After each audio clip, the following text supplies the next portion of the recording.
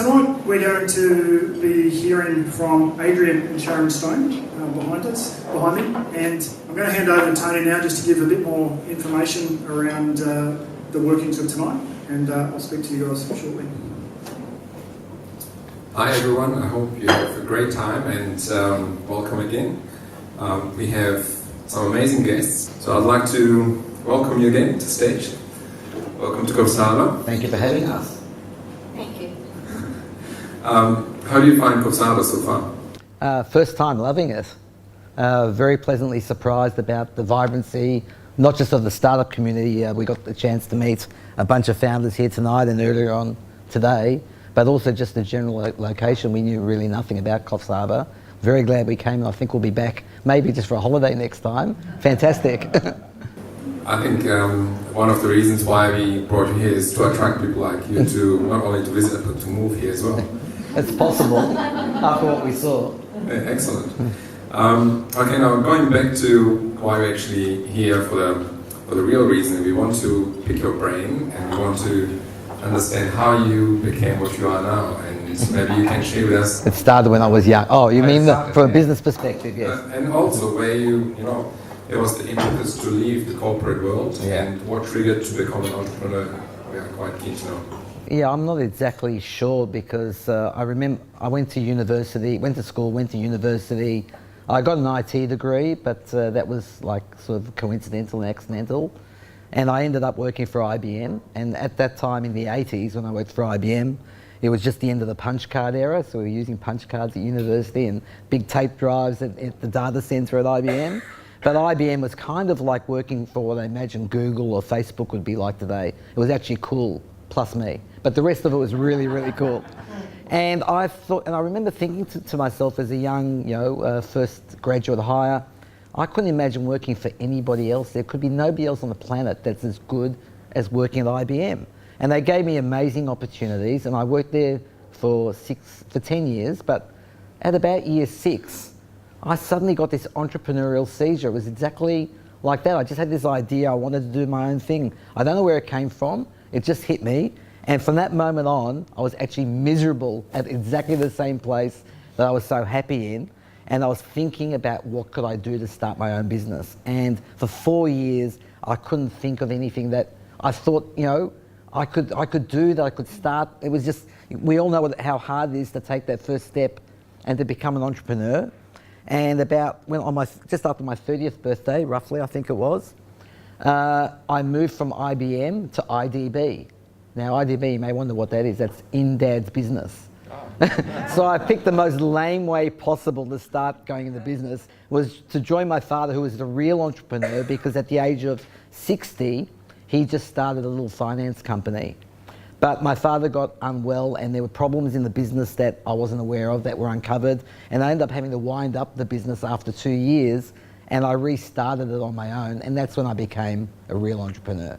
And that was the journey I started. So I was a very late entrepreneur, probably started at 32. And so what happened with the business? What was the next step? It was a finance company, so I had to go to a bank and convince them to give me a couple of $1 million unsecured. And I went to one of the 4 major banks, and don't tell me you can't raise money from banks, it's impossible. I got $2.5 million and I restarted the finance company, but I knew that business had a very slow growth path because it was reliant on banks giving us money, and I knew how hard that would be. So I had this other idea for a services business on the side that I thought would not be capital constrained because it was a services business. I didn't realise it would be labour constrained, but at the time. And I used the profits from the one business, which was very small. It was like $5,000 a month we're talking about. We're not talking about big profits here, to subsidise the losses in my new business. Kind of like what I tell entrepreneurs is to keep your day job and start a business on the side.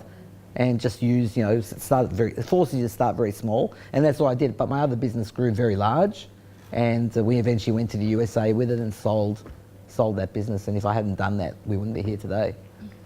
Right. You moving along very quickly.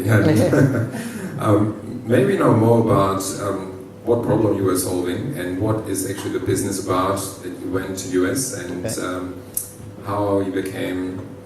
Basically, what was the steps to become a venture capitalist investor, and what brought you back to Australia then?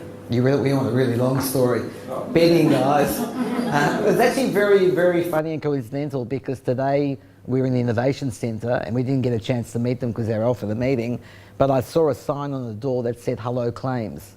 And I don't know if anybody here knows about Hello Claims, but we were Hello Claims effectively in the year, 1990, mid-90s. And I came up with the idea of outsourcing motor vehicle claims for not small insurance companies, but for large corporate clients. So somebody like IBM, the company I used to work for, they have drivers driving around in company cars, but they normally don't carry insurance because their balance sheet is stronger than AAMI's. So they usually had somebody in the back office, working for the HR manager, or somebody, fairly low down, the middle manager in the organisation, handling the fleet of cars, trying to handle the car accidents, and doing a very bad job of it. So we decided to create a service outsourcing that. So that was the problem we were solving, of managing car crashes for large corporates. Quite appropriate. I wish Nick would be here. We did invite him, unfortunately he's busy. And of course he's one of our success stories, and we wish him all the best. I sold my business to his competitor. Oh, there you go. So going back to the beginning, and you started to grow, and why USA? Why did you decide to go to USA? This is really interesting for me and for you as well, because we'll come back to Angel Cube, but one of the things I see with investing and working with a lot of tech startups, and I only work with technology-based startups, is that they target Australia first, and that's great. But they don't sit down and do the back of the envelope calculation, which I never did, by the way, either, for 10 to 15 years. That's why I know. And never do the calculation of how big the business needs to be in order to generate the sort of financial return that they're going to need to justify leaving the corporate world or whatever jobs they were doing before and investing all their blood, sweat and tears into a startup. And I hadn't done that either. So I was dealing with corporate clients, large companies, and eventually I read a book called The E-Myth, which was a famous book about, I encourage still today everybody to read that book. It changed my life on so many bases in terms of the business, personal finance, my whole direction. But the very first exercise in the book said, calculate how much money you actually want to retire on one day and when you want to do it and how you're going to get that money. And I worked out a number, and I figured, well, the place I'll get it from is to sell my business, to give me that number. But in order to sell a business for a certain amount, it has to make profit. And you get a multiplier on that profit, or sales, revenue. So, it might be 3 to 5 times profit, unless you're selling to Google, in which case it's 10,000 times profit, but we can't all do that. But in normal business, 3 times profit, or 1 or 2 times your revenue. There are multiples for all of these things. And so I did the calculation about how many clients in Australia I would need to generate the sort of profit in the business to sell it for that amount. And I calculated it was the top 1,000 corporates in Australia, of which I had 5. And so that back of the envelope decision, and you remember us having that conversation, and we sat down and had this, it was really a very quick discussion after that. And I said, Australia's not big enough for us. We can never, ever, ever sell our business for enough to make it worthwhile. We have to go to a bigger market. And we went on the world trip and looking for other opportunities around the world. And we ended up in the USA, and we moved.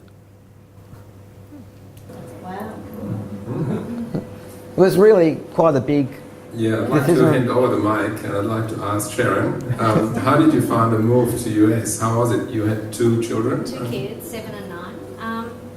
It was very exciting, and it was an adventure. For me, it was leaving the corporate world behind.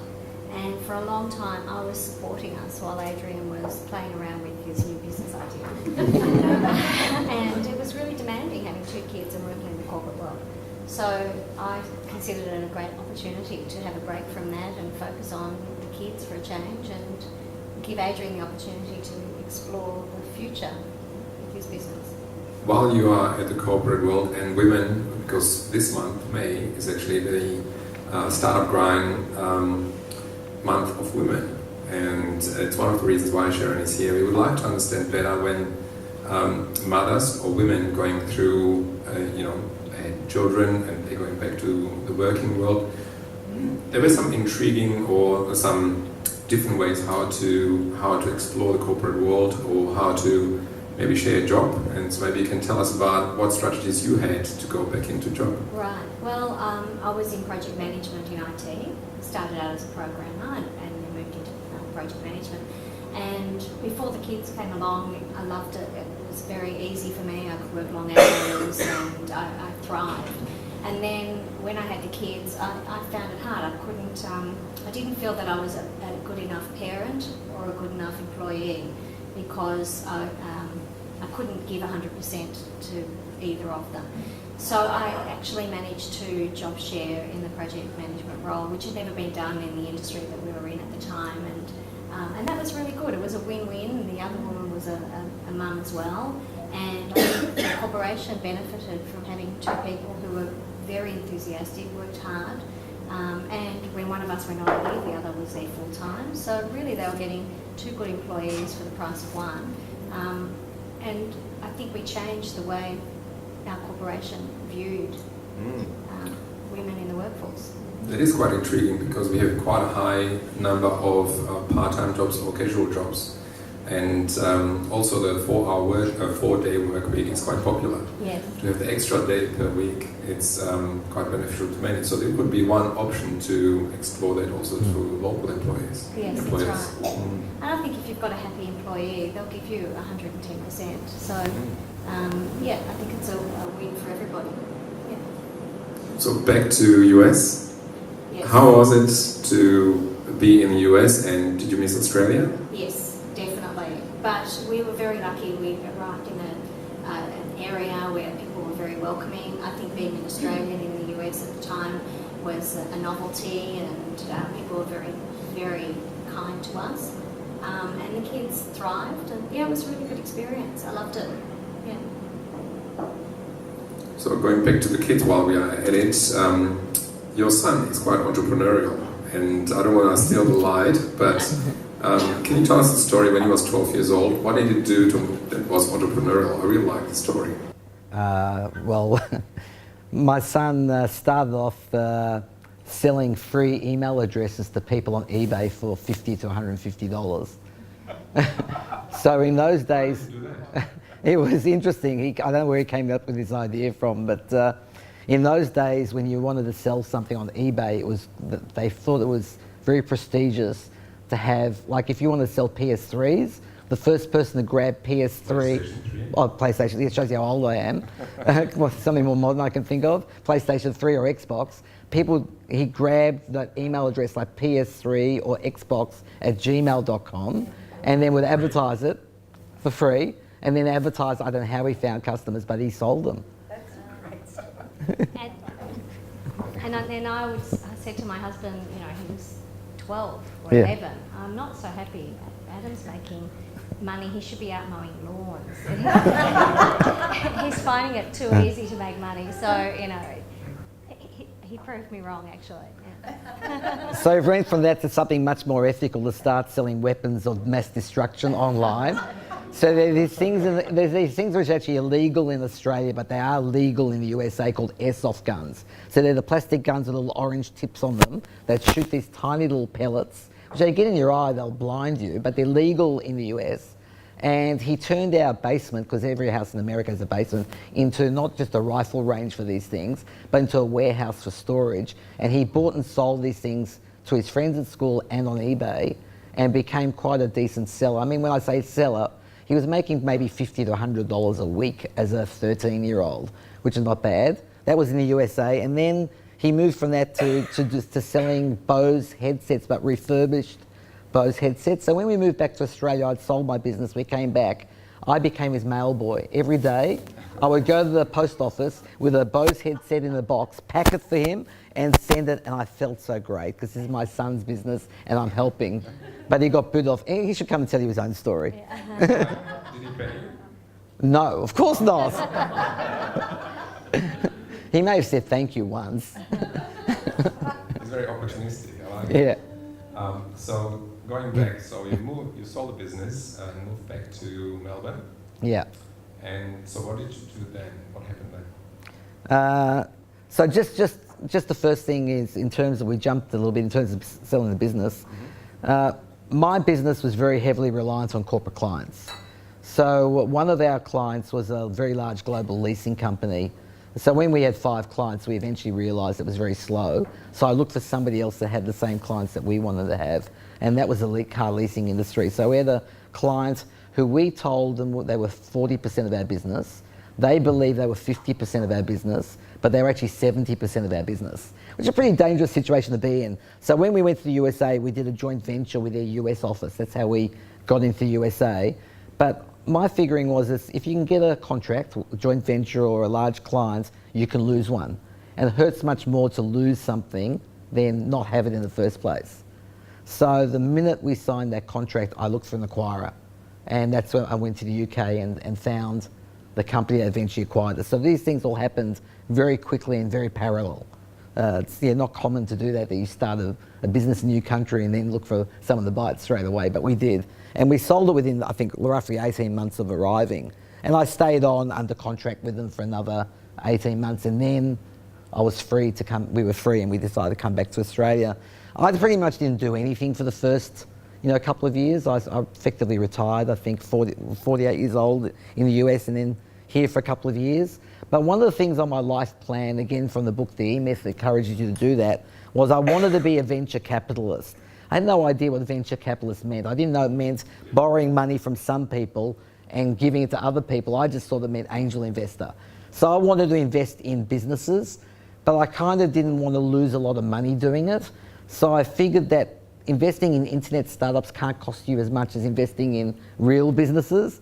So I decided to become an angel investor in tech startups. Nobody really was doing that much in Australia. So I researched how to do it, met with a couple of people, and we ended up putting together a fund. So we ended up becoming a real VC, because I thought it's much more fun to play with other people's money once I learned what venture capital was. And so we put a little bit of our own money in, of course, to seed the fund, but mainly went around to investors and raised a small amount. When I say small amount, I mean the initial amount we raised, this is for Angel Cube, which was our first fund, was like $500,000. But we were going to invest in 4 startups in our first year and then another 8 in the second year, and we were only giving them $20,000. So an accelerator, does everyone here know what an accelerator is? So the term accelerator has been taken and used for a lot of purposes, but back in 2011 when we created Angel Cube, which was the first accelerator in Melbourne, and by 6 months the second in Australia, with StartMate coming first. I think Alan Jones he's well involved in StartMate, as I have been too.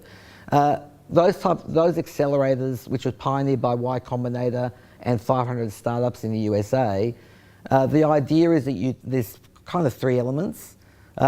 One is that you take a group of startups at the same time, because there's a lot to be had by having a group going through at the same time. You learn from each other, and peer pressure and all those things is really, really valuable. I may not find 3 elements, but there should be 3. The second element is that you give them funding. And the third element, of course, is the mentor network. So those things are critical, and they all work together. And you can't give them money if you're not investing. So there's a lot of accelerators out there nowadays that, and your program may or may not do that. But I find it's very valuable if you're, like some programs actually charge startups, and I'm not a huge fan for that. From my point of view, we invested in the startups, so we only got an outcome if they got an outcome. And so we felt our interests were very, very aligned. So I was very much a fan of the accelerator process, and we invested in 30 startups over the next 5 years. But what was interesting, and this is why I love going to newer ecosystems, Melbourne had no ecosystem to speak of back in 2011. We had a lean startup group, which is kind of like Startup Grind. Startup Grind hadn't started yet. It's very big now in Melbourne. And we decided to launch Angel Cube with a plan of getting just 4. We wanted to MVP it, so we wanted to try 4 startups and see what would happen. So MVP, minimum viable product, for those who don't know the term. Which means what's the smallest thing you can do to prove the program works without doing too much. So we felt investing in 4 startups would kind of prove the program. There wasn't too few, not too many. Our target was to do 10 every intake, so we started with 4. And we had no idea that there were any startups in Melbourne. So we put an application out. Are there any startups out there? Twitter didn't exist, so we didn't really know. We went on, I think it was Facebook. So we put a thing out, and somehow or other, the Fin Review, Financial Review, we wrote a press release ourselves, didn't even have a PR person, and somehow they found this PR thing and wrote a full-page article on us, and 150 startups applied, and we were blown away. And every year since then, there were between 100 and 150 fresh startups would apply. So there's always a hidden ecosystem that you just don't know about. And that's why events like this are so critical, to give people a chance to to meet and to talk and to make themselves known. So when you have 150 applications, you must know what is the most common challenge or thing you need to overcome, or you need to teach the founders to prove, or what do you find is the common thread across those? Well, the first thing we were looking for, our philosophy, which is pretty much still my philosophy today in investing in startups, is much more, and it was a hard and fast rule, although we did break it twice with two of our best startups, was to have teams. We wanted teams of no more than 3 and no fewer than 2. We didn't want solo founders, and we didn't want big teams. The communication network gets bigger and bigger exponentially as you have more founders in the team, and that 2 or 3 founders is the best. We wanted at least one founder to be technical. The other founder was the business sort of acumen. So that was really critical for us, but then we learned very quickly that every rule is made to be broken. And 2 of our best startups were founders that we let in who didn't have teams, solo founders. Both of them found founders eventually, the co-founders eventually, but they were solo to begin with. But in the beginning, we thought we would take these teams through the lean startup process, like what we're talking about today, like do a lean canvas, and we ran workshops and all that. And what we found? It's great that we do that. We found in later years that everything a founder needs to know could be found for free online. Why are we actually wasting time teaching them when we could just tell them what to look for? They should be able to go and read it on their own. And what we found was the biggest value was just sending founders out to go talk to customers and putting some peer pressure around that, and then teaching them how to pitch. So you take what you hear from customers, and of course peer pressure to build during the week, and meet with mentors. So we would bring in for brown paper bag lunches somebody who's had always somebody who's had their own startup. We didn't want, all due respect to the accountants in the room, so very valuable having that feedback, but you can go meet face to face and learn what you need to learn. But you can't always get in the room with Paul Bassett, the founder of Seek, but people like that will come in and talk to groups. Wonderful. And so going back to the VC, and there's quite a connotation to VC, and there's a bit of negative image. But VC has, besides funding and money, there's different benefit. What else can you see as benefit of a venture capitalist or somebody as a mentor who comes in? For us, being my Twitter handle, by the way, if you want to follow me, is small time VC, because I consider myself a VC technically, but very small time, because our fund is the earliest possible stage. But I think it's true at all levels. The number one thing they can give you is connections. That's really what you want. So if you take, and this is true for angels as well, you don't always have a choice, right? So, the number one thing you probably need when you go to an angel or venture capitalist is that you want money.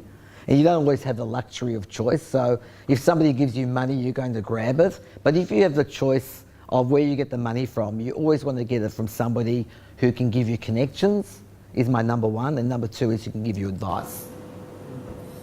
And you mentioned earlier that the customer is one of the best financial proofs or financial supporters of a business. So if you have a customer who is willing to pay for a product, you validated a product, and then you're more likely to secure investment.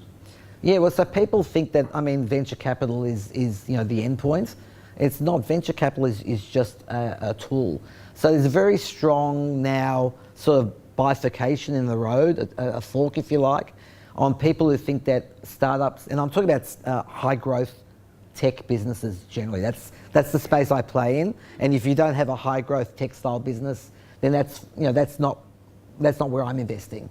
And so everything I tell you is pretty much from that aspect, unless we talk about general business principles. But everybody thinks in the tech industry that you have to go get venture capital investment, and that's the end of the road. It's not. There's equally another group of people who think you should never raise money because you should retain control of your business. I'm in neither camp. I just think that raising or getting money or not getting money is a tactic. It's not a strategy. Your goal is to grow your business to a certain stage, to reach a certain number of customers, and whether you take money or not is just a tactic on whether it gets you there quickly or slowly. So I'm, in neither thing around that. But what I would say is, even if you do need to raise money, venture capital or angel investment is probably at the bottom of the list of places you should look. So the first place you should look exactly is your customers. Your customers should be giving you money prepaying. Say my own business, for example, I think the only smart, intelligent thing I ever did in my own business was I convinced my corporate customer to pay me in 7 days, and I paid all my suppliers in 20 to 60 days. And not only did I fund my business through that, I bought our office through that. So I extended the payment terms to my suppliers from 20 days out to 40 days. That gave me the deposit, which we bought our office in a very prestigious location, not where you would normally put a call centre, but I was looking for capital gains. And then we worked really, really, really hard to bring those payments to our suppliers back down again to a more reasonable time frame. So sorry suppliers, but we gave you a lot of business along the way. It wasn't completely unethical. And the mortgage payments came out of the cash flow of the business. So that was customers. The second place is from your suppliers, which is what we did. So by extending payments to our suppliers, they effectively gave us that cash flow. So we got cash flow from 2 places. The other places you can get it from are like banks. You can still get money from banks. You just do it against your inventory and your hard assets. So venture capital is very, very low on that, scale. Wonderful. So in order to prove that there's a real value when a startup starts, many founders are, let's say, in love with their product, and sometimes they don't seek the validation from the market, and they invest money they get into apps and create a product. How do you see valuation? What is the importance, and where do you see the evidence of, where do you seek the evidence of growth? Well, first of all, like through Angel Cube, we pretty quickly realised we start off taking people on the basis of their idea. So we have these startups come and pitch to us, an event like, a closed door event. It was more like American Idol, I guess. 5 judges, all have had successful startups that have had big exits, and they would pitch to us, and we kind of realised 2 things. One is they're giving us ideas, and those ideas typically don't last more than a week. So when we look back at the 30 investments in Angel Cube, probably half of them, maybe more, completely change their ideas within the first week of the program. So here's the best idea in the world. We bring in the program, you think it's the best idea in the world. We send you to go talk to some customers to validate the idea, and there's no validation. I'll give you an example. There's a Bitcoin marketplace called CoinJar. It's the largest Bitcoin marketplace in Australia. They came through Angel Cube. They didn't come in with a Bitcoin idea. They came in with some sort of social network. And on day one, we said, listen, you really need to come up with a better idea than this one. And they created Australia's largest Bitcoin exchange during the program. Very, very common. So don't get married to your ideas. It's very, especially for technical founders, it's very comfortable to write code. That's in your comfort zone. So it's very comfortable to go and write your MVP even before you talk to customers. Writing a minimal viable product is too much work if you haven't spoken to customers yet. And that's the validation way, what you're looking for. Excellent. Now going back to where we are now, Coffs Coast, and what is the unique value proposition of the Coffs Coast? And maybe Sharon, I'd like to ask you, spending a couple of days here, we would love to have you longer here. What do you think is the unique value proposition to maybe Melbourners, maybe businesses from Melbourne? Would they be willing to move to Coffs Harbour, do you think? I think so. I think it's beautiful. The weather's perfect. It's much better than winter in Melbourne. I think that's one of the wonderful attractions of this area.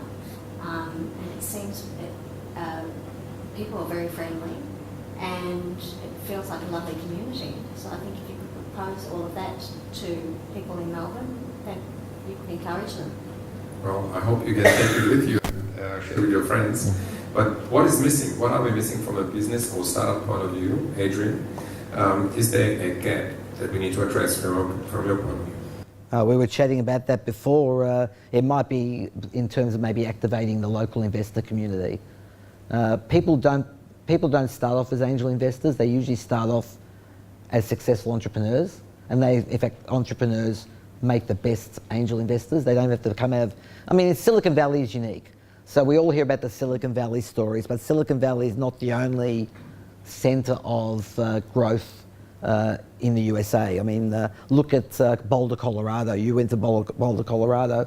Boulder's got about the same population as the wider sort of vicinity here, about 100,000 people, and they have probably the number 2 or 3 tech ecosystem. So it might be San Francisco, New York, and then Boulder, tech ecosystems.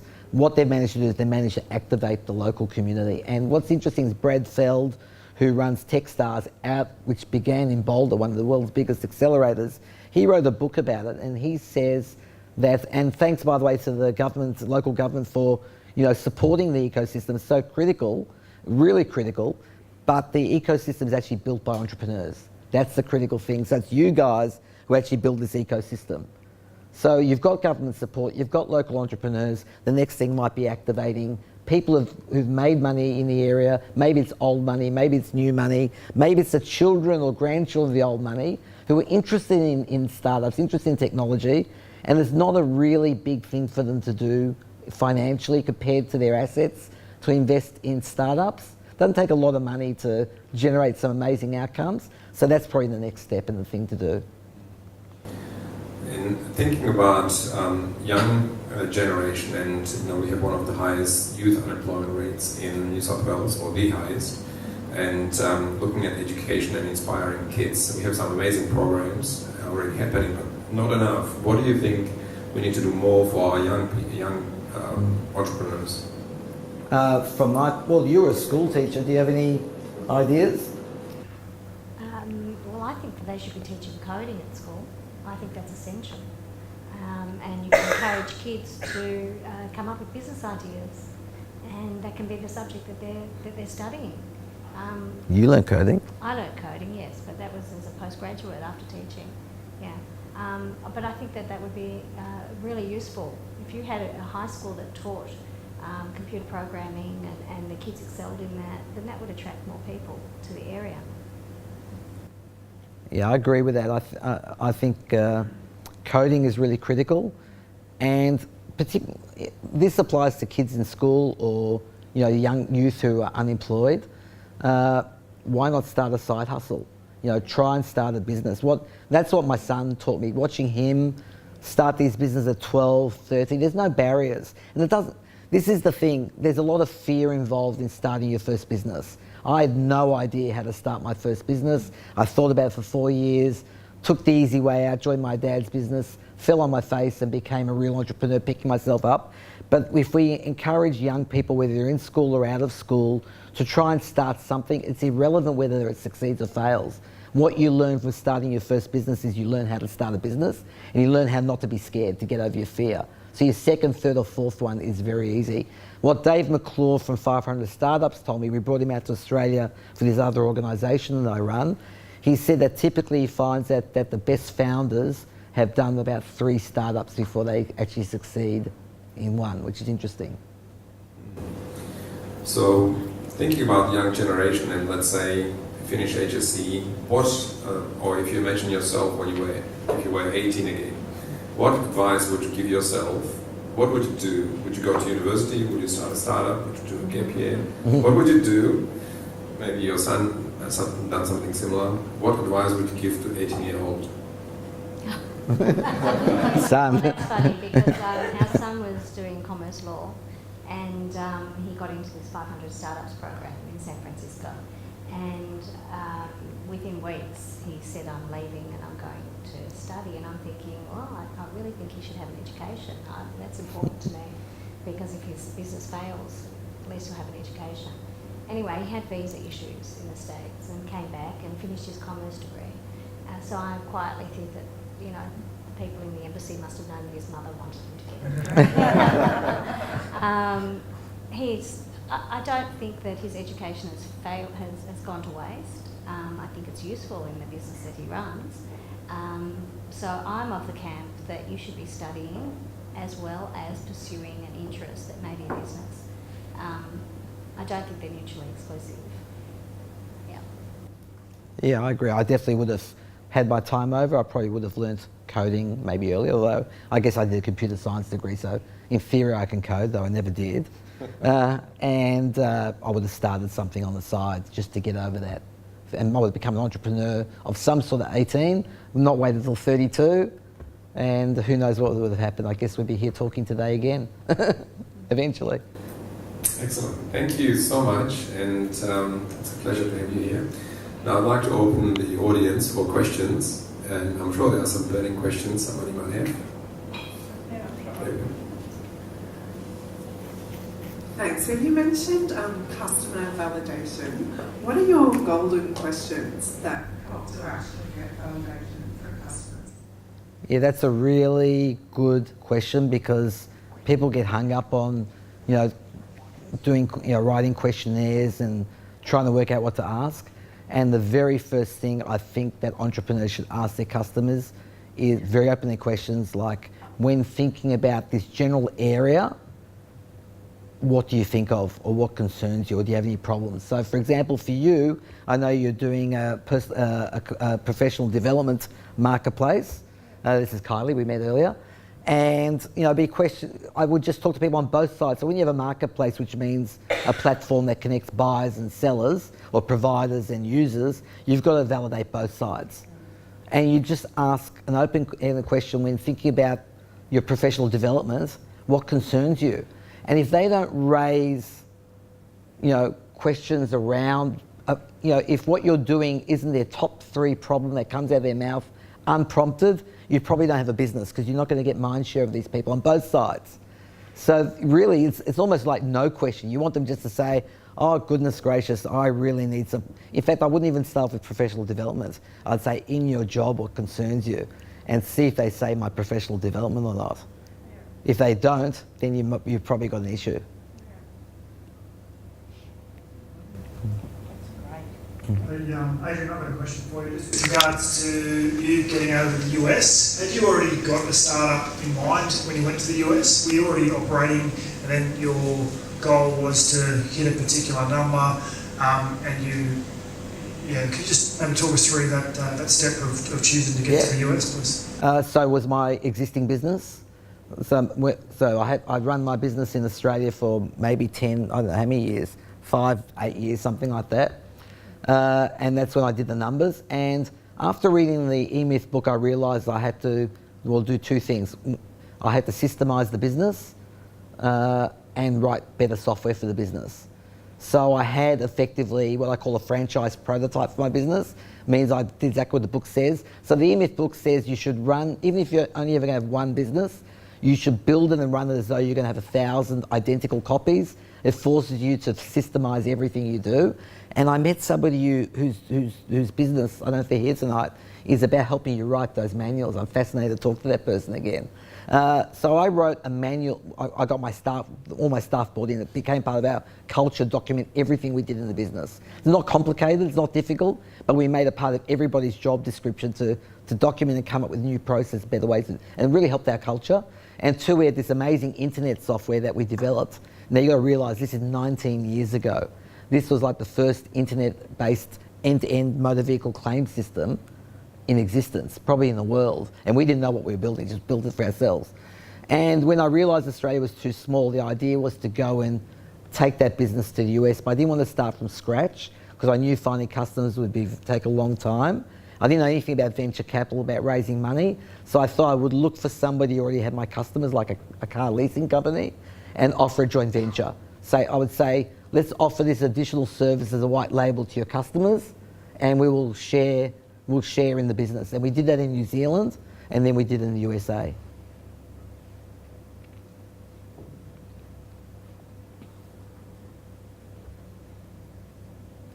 Hello, my name is Nana. I'm Fiona Steve at City Council.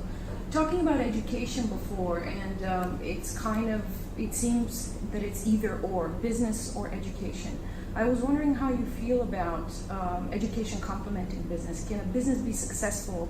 For example, do you believe that a business can be successful without a business degree, an MBA?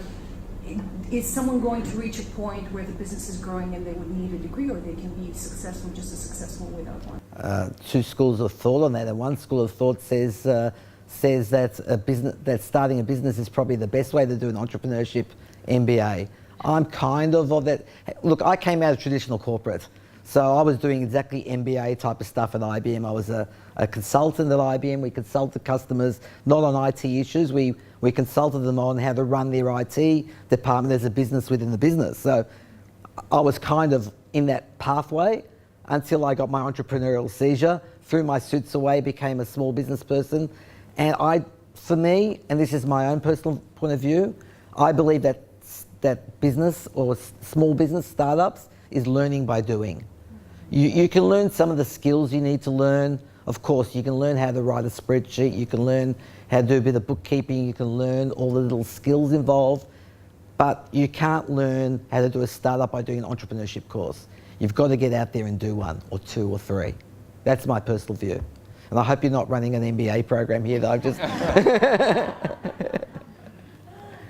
In your opinion, what would be some of the key ingredients that a startup or founder would need for success of their business? somebody put up a question and answer thing on one of the Facebook groups. There's a thing called Sydney Startups, which is a Facebook group, which, by the way, anyone in business should join. It's not even Sydney, it's national, actually. There's one for Melbourne as well, but the Sydney one is much bigger. And somebody put up a poll today on reasons for startups to fail, which is the opposite side of your question, so let me deal with that one. There were a whole lot of reasons, things like product market fit and all sorts of things. There's only 3 reasons why startups fail. And the first reason is because the founders give up. So the flip side of that is just don't give up. Be tenacious. Just do not give up if you believe in your idea. And so then the flip side is, well, what about validation?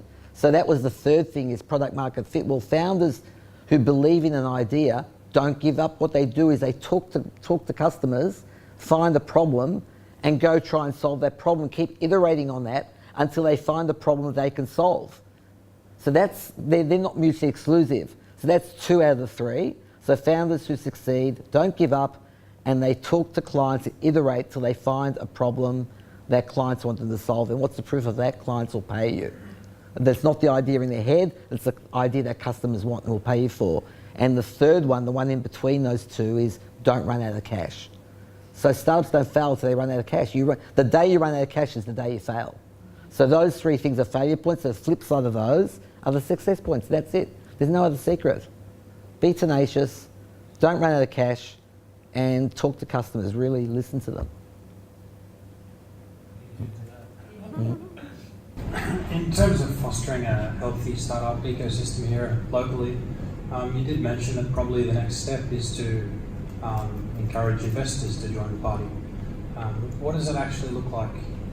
Is it door knocking or advertising, hey, this scene is here, come and invest? Or what does that practically look like in your experience? What tips can you offer? Yeah, I'm not really sure what it would look like, but we had to kind of do a fair bit of that in Melbourne. We already had people like the Melbourne Angels, so we had some active angel groups, and I'm not sure that an angel group will just magically form of its own volition here. I also co-founded a not-for-profit called Investors.org, and we actually don't advertise. There is a website for it. I think it's investors.org, or something. I can't remember what it's called. I look up very rarely. But the idea of that was to try and activate high net worth in Melbourne and in Sydney. And how we did that was we were just bringing venture capitalists and speakers and people who've been there, done that, typically from America. That's how we did it. And we would hand pick and hand invite these people to go and listen to a well-known VC talk, and they would invariably come. We would not charge them anything. We put on a nice lunch or a nice dinner or a nice event for them. And by coming to these events, it wasn't about listening to the speaker and learning, it was more about talking to each other. And they would start to see that common interest in startups and technology, and that's how we found it. So I think that if you bring some people to Coffs Harbour and run events for founders, but separately run small events for investors. And the other thing that's really good is if you're going to run pitch events, in the practice runs leading up to the pitch event, sure, you'll invite investors to the pitch events, and some will come, some won't come. In the early days they'll come, but they'll start to drop off, believe it or not. But you invite one or two to a practice event, and you invite them on the basis of come and give feedback. And they get curious, they want to listen, but they're not there to be pitched to because they're giving feedback, and that's a really great way to do it. So it worked. We've done all of that. It's worked. It worked with you today. Yeah, exactly. It worked with me today. Who knows? Maybe we'll invest in somebody while we're here because we're not here to invest. Reverse psychology. Hey, Adrian, when you obviously get pitched to quite a lot. Never. I was wondering if you had 5 minutes after this. I've got a pitch now. The quality of the pitches that you get and the geographical location, do you think being regional, or what kind of deal flow do you get from outside of the metro areas? Is there any difference between what you're seeing in metro areas to some of the ideas that you see from regional based startups?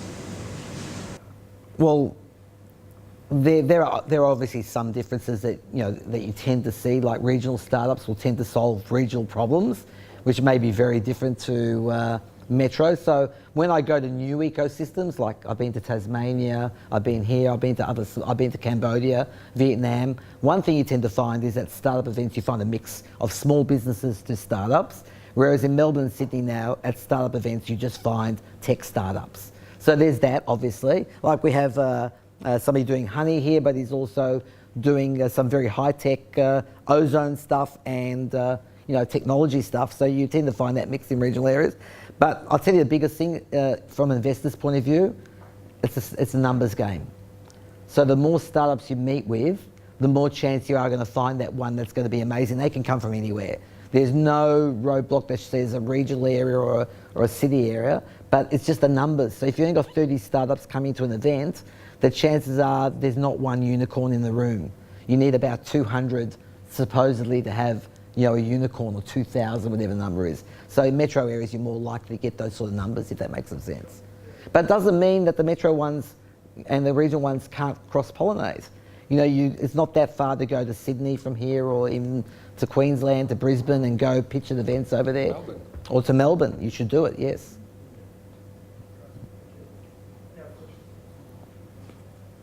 And just while we're passing the microphone, can I just say that we tend to see the disadvantages in ourselves compared to other people. It's a human nature trait.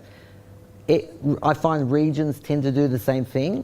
You tend to say, well, but we're this and we're that, and Melbourne is that, Sydney is that. But it's quite the opposite too. Small areas have got proximity. So Melbourne is not one ecosystem. Melbourne is too many ecosystems spread around. So for example, the co-working space that I work out of, or did work out of, Inspire 9, was very much the hub of the Melbourne ecosystem when it was small. But as more and more co-working spaces opened up, they spread around, and they tried to open up one in the western suburbs in Footscray, massive place, and it just didn't work. There wasn't enough depth of startup talent. What a regional area has is a hub like this. Maybe there's other ones, one or two, but usually very few. So the density is actually higher. Like you can know each other. Yeah. As a startup myself and moving forward and looking at the validation of what I have and what's needed to get the thing off the ground and start making revenue. As an investor, be it new capitalist or angel investor, how would you compare that as against maybe going for a grant, an innovation grant or something of that nature, to raise funds to get the thing launched and get some revenue out of the startup? Generally you can do both. Obviously they're not mutually exclusive, but if you have to choose one or the other, talk to customers, because the grants will be there later on. Generally applying for grants and looking for money is the worst use of your time. Talking to customers, iterating your product, making your product better is the best use of your time. So I would prioritise in that order. But there's nothing to say that you shouldn't apply for a grant when you feel that you're ready to. By all means, don't let me stop you. Are they time consuming and difficult to comply to? Yes, absolutely. Of course. If absolutely. The people giving out grants generally have a process they want to go through, and look, in the startup world, we don't write business plans. We do lean canvases, 9 questions, really easy to do, a couple of hours, and then we validate them. And then when we're ready and we're starting to raise money, we write pitch decks, 6 slides, 10 slides. That's all we do. A grant is typically 20 pages of business plan that we shelved 20 years ago. But you have to do it, so it's not good use of your time generally. But if you need the money, do what you have to do. I've got a question for you, Sharon. Except for your grants. Your grants are amazing, sorry. We're using state government ones, so it's okay. I've got a question for you, Sharon. As an ex-teacher and then talking about coding in schools, what sort of hints have you got of approach to local schools about implementing coding? Wow. Well, I haven't taught for a very long time. So I taught back in the 80s, and my students knew more about computing than I did, and that's what made me do a postgraduate in computing. So I don't know that I'm the right person to answer that question, except that I think it would be a curriculum-based discussion in schools. Yeah. Trying to get it on the curriculum. Yeah. Yes, I'm not aware of how else you would do it, unfortunately. I feel that there are models available for this, and I'm not necessarily sure that you have to rebuild the wheel. So there are things like Academy XI and General Assembly who produce these content. People are teaching themselves through these platforms, either face-to-face or online, to code, and maybe there's a way to leverage government, schools as an environment or as a facilitator. Generally, teachers are very limited on time, and asking them to teach something new or extracurricular, or taking something out of the curriculum so you can put coding into the curriculum where it belongs, is difficult. So the way around that is to maybe leverage some of these other resources. There's 3 things, just to hop on my own hobby horse, that I would love to see every high school do, and probably every unemployed youth person do. One is learn coding, and you can do it off your own bat using Academy XI or General Assembly or whatever. Subsidise, that would be the way to do it. Give some time and breaks to do it, but do that. 2 is entrepreneurship, but start a business. I don't mean teach classes on entrepreneurship. I mean facilitate people exactly like an accelerator does it, but virtually. Teach people about the lean canvas. Teach them how to talk to people and validate. Students are very, very good at talking to people. They're not shy, typically. They'll go out and talk to anybody. Our son Adam, he would go talk to anybody from a young age and test his business ideas out. And the 3rd thing is personal finance. We come out of schools, we know nothing about how to manage our financial lives, and we get ourselves in a mess with credit cards and all sorts of things. Teach those 3 things, not necessarily bumping other curriculum, but find a way to facilitate those things in schools. Maybe as electives. Potentially as an elective. Perhaps you could offer that. I think I'm going to jump on what Kylie's about to say. So I guess Tony's been talking a lot about people like yourselves moving to Melbourne. One of the things that I guess Council is looking at is how we generate that sort of entrepreneurial spirit amongst our youth because of the high youth unemployment that's here. We're using that to our advantage, which sounds terrible, but that's just the way that government works. The other thing is that we do actually already have quite a lot of those parts here. So we have a youth entrepreneur program. There's 2 ladies in the area who run that, and that's exactly what they do. They take kids through starting a business process. One of the gaps that we've seen, and so you talked earlier about our local investors, that's certainly a gap in our ecosystem, which we're working with a few of them potential to look at how we develop that here. But secondly is those coding skills. So the kids are going through this youth entrepreneur program, and their solution that they come up with is often tech-based, and we don't teach skills in this area. So we're working with the universities and the schools to look at how we can bring along some coding opportunities for them. So not really a question, just letting everyone know that Council's actually on top of this, so it's good. Angel investing, you mentioned earlier about the $20,000 and the accelerator. What's that typically look like for someone that succeeds, for you to give them that money or some money and get the accelerator program with you guys? What does it look like? Well, let's say tomorrow you said, you're in. What happens next? What's the journey look like? For the startup, going through the accelerator. Okay, so Angel Cube modeled itself very much on Y Combinator. Well, actually, Y Combinator is probably a little bit more hands off. Very much on Techstars. StartMate, there's a whole bunch of them around. So typically you go through a very much, as I said before, an American Idol process. So there's an audition process where you put out a casting call for startups to apply, and we typically got about 100 to 150 apply. We would pick out the teams from that and generally ignore the ones that weren't teams, because that was our criteria. And working in areas that we're interested in, like we typically didn't invest in people doing games or coupon sites or any of those sorts of things that we felt were very faddish. So then we typically found maybe a third of the list, 50 to 70, third to half of the list that would meet those criteria. We would then independently rate their so we had an online application process. So we would just look at the URLs of their websites. If they didn't have a website, the URL, then they're not ready for an accelerator. So we look at that. We'd look at their LinkedIn profiles, their GitHub profiles if they're technical, and we would whittle the list down to about 20, and we would invite them in to come and pitch to us. And what we realised after a couple of years is that we don't really need them to pitch to us because that's what we're going to teach them. So we got them just to tell us about their ideas, just an interview process much like this, except the seating was reversed. We were out there asking the questions and they were sitting here talking. And so out of the 20, we would find 10 that we kind of thought were worth a follow-up interview, and then we would invite between 5 and 10 into our program. So that's the pre-process. So now we've got the top 5 to 10 most impressive out of that 150 list. They would all start on the same day, and we would do an induction process, which was just talking to them about the lean startup process, what the accelerator does.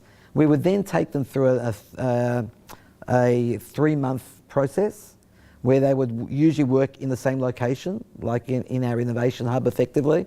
We'd pay the rent for them, so we would pay the rent. We'd cut them a cheque straight up front. So in our very first year, one of the founders went off surfing after 2 weeks, and we never saw our $20,000 again. I mean, but for us, we knew we were going to be cutting 30 or so cheques, and we were only expecting 3 or 4 of them to succeed. So when you're tearing up 27 cheques, you kind of have a different mindset. So whereas founders all want to succeed, as an investor, you've got to have a portfolio approach. So you love all your children, but you expect 27 of them to drown. It's very hard to get too attached, isn't it? It's a tough one. But the 3-month program, again, we used to start off teaching them about the lean startup process, take them through a curriculum. We stopped doing that. We realised people, if they're really entrepreneurial, they're self-starters, they will learn. We will give them advice. And so every Monday we would do one-on-ones with them and just sort out their biggest issue of the week. So one-on-one, biggest issue, and a bit of a kick up the arse if they need it. Some people do, some people don't. I'm always the Simon Cowell asking the hard questions, as you can probably tell tonight. Other people were the nicer, judges. On Wednesdays, we would have a brown bag lunch and bring in an entrepreneur who's already sold their business just to tell their story. And behind the closed door, they would always tell the full story. It's amazing how entrepreneurs talk, when the camera's off. I would tell you some other things that I probably won't tell you with the camera on. Although if you saw my last startup grind, if you go online and see my last startup grind talk I did in Melbourne, I actually told the full story of one of my startups, exactly the hiring process. I did call him up and tell him I said that, but it was a very good outcome. But I gave a complete story on camera. I'm known to do that. Tonight I won't. And then on Fridays we would have pitch practice, and just teach them how to pitch over and over again. And that was pretty much it. At the end we would take them to the USA during that, to go to San Francisco during a 3-month program, because we felt it was important just to see. People think, there's a cultural thing in Australia, we think we work hard. We come in before 9 sometimes, we leave after 5 sometimes. When my son was working at 500 startups for the 6 months he was there, he'd be in the office at 2 or 3 o'clock in the morning, calling me saying, "Hi Dad, how are you going?" And he'd be in the office. That's just it's not necessarily healthy, but it's what they do for short periods of time. We have a very different culture here. So we take them to the USA just to see, because if you're going to compete on a global stage and try and raise money from US venture capitalists as you grow larger and get out of Australia, which you might have to do one day, it's good to know what you're competing against.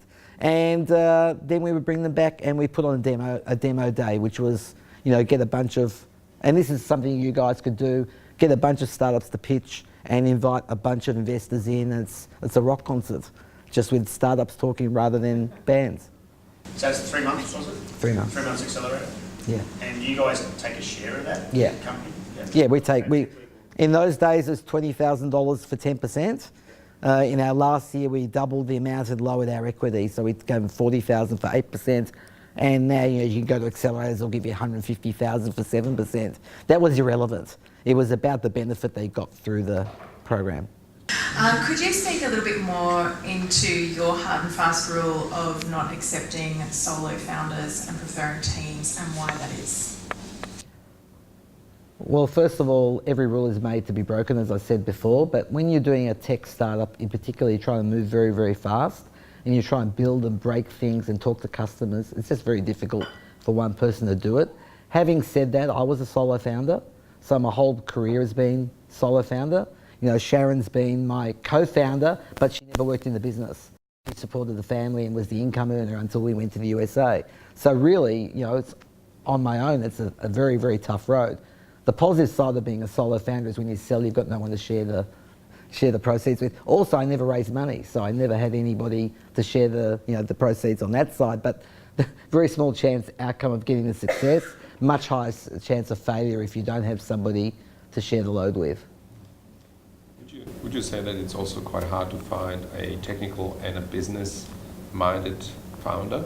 That is basically two really strong functions combined in one. It's quite rare to find. Yes, it is, and I'm not a believer in outsourcing tech development.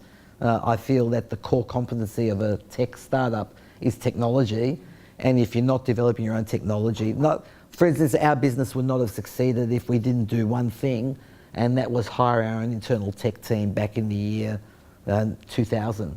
And we didn't have much money. We're a very small business, and we spent probably half our salary pool. We had 30 employees. Half of that went to 3 tech software developers. It was a lot of money to spend on tech, but because we did that, we could pivot and move very, very quickly with our client requirements. Our clients are all big corporates, so we worked with them very closely. And I just feel it's the same thing with any tech startup. If you're outsourcing your tech, I think it's a big mistake. You should be looking for somebody who's a tech founder to work with you. That's what. So my question is about finding the right tech founder. What are some warning signs if you're not a technical person? What should you be looking for in a tech founder? What are some good questions to ask them? That's a good question of its own. Look, the number one, and tech founders should be doing this with other founders, it's a dating process. So there's a lot of pressure. You think you meet somebody, they're tech, and you go work together. You should both probably invest into your own business, which means whatever equity you think you're both going to share in the business, whatever you negotiate, that should go into a pool and only be released over 4 years. In case it doesn't work out at any point in time, you can move on. You haven't given all your equity away, and that's both ways. We didn't do that in Angel Cube. We never asked our founders to vest, but a couple of startups broke up. So one example was a startup that had 3 founders, and one founder left very early and had 30% equity, which would have killed their chances of raising money. We convinced them to voluntarily reduce their equity back down to 5% ongoing, which is much more manageable. So you should deal with that with a contract right up front. Vesting. The one question you should ask for each other is what have you built before, both from a business point of view and both from a tech point of view, and just see what they've built before.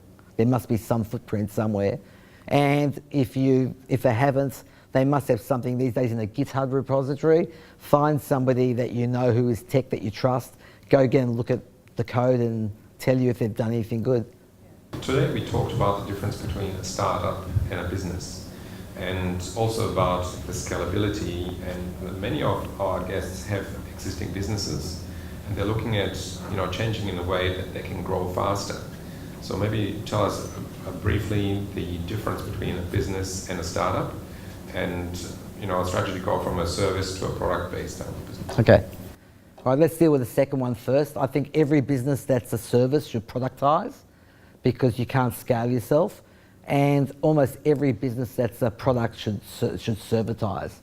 So you should have a product and a service component to both, and especially in the early days. So it's really important, and the service component gives you closeness to your customer.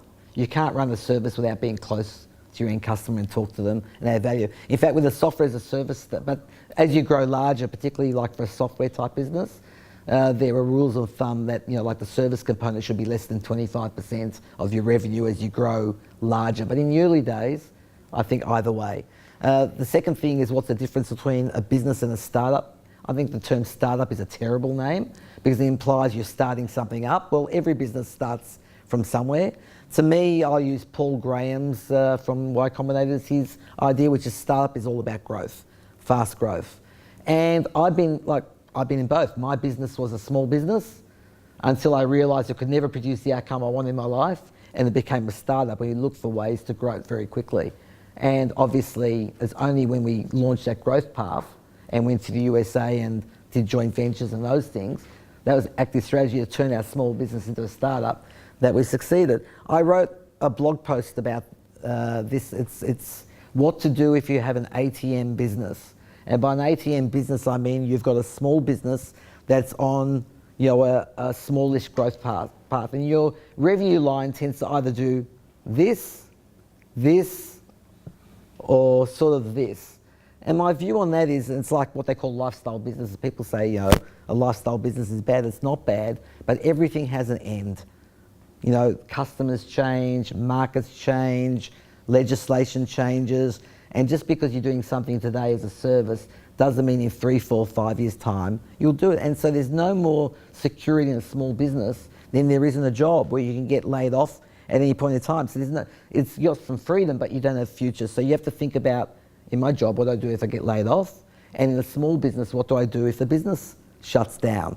And so I just say, have a look at your business and decide if it's one of those, which is a small business, or if it's one of those, which is a startup. If it's one of those, which is a startup, then plow everything you can into making that business fail as quickly as possible.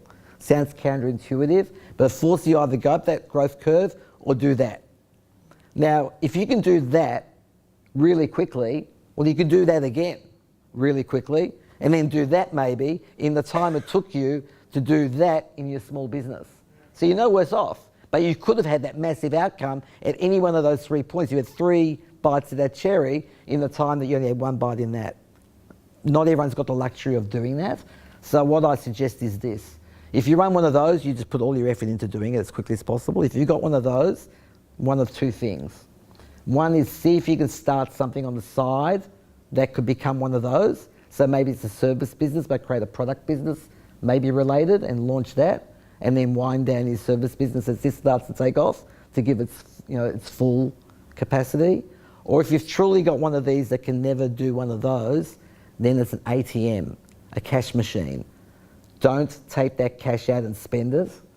Don't take it out and reinvest it all in the business trying to make it grow and grow and grow. Take as much of that cash as possible and buy real estate or something that will support you outside of that business, for when it does that in the end, you've got an asset base behind you. That's my suggestion. And if you didn't pick all of it up, hopefully it's on the video and you can listen to that 2 or 3 times, and maybe look for my blog post. I think it was called What to Do If You Have an ATM Business on Medium.